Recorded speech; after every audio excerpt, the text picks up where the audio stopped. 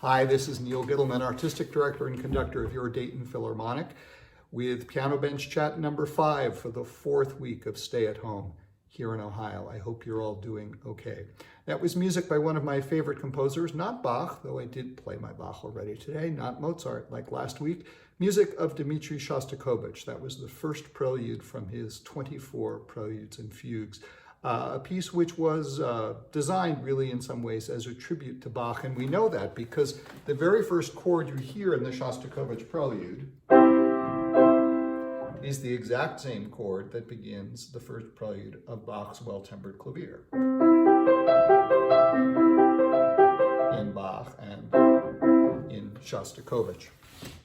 That's a piece that Shostakovich wrote in 1950 at a very difficult and troubled time in his life. It was one of the many times, when he was out of political favor and struggling to make a living.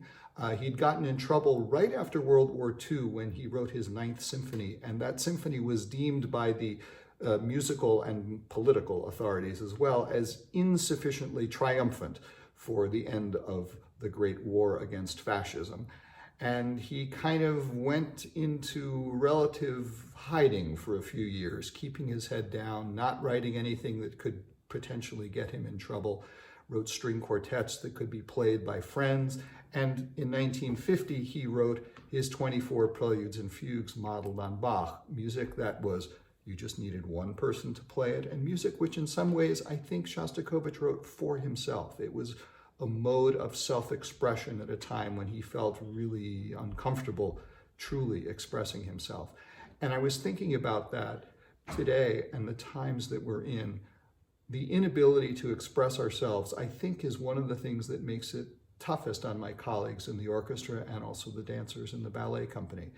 They express themselves through playing music together for the musicians, through dancing together as the ballet company members, and the current circumstances deprive them of that ability. And I think it's one of the things that makes it so hard on my colleagues, and it's probably one of the reasons why I like doing these piano bench chats for you. But I think Shostakovich is also a good model for us because he lived through some very difficult times, including the years-long siege of Leningrad during the Second World War. And sometimes I like to tell myself, if Shostakovich could get through what he got through and still express himself in these amazing ways, that should inspire us to do what we have to do to get through what we're going through now. I hope you're all doing okay. Please stay safe, stay healthy, stay sane, stay kind, and we will get back to you and back to performing as soon as we can.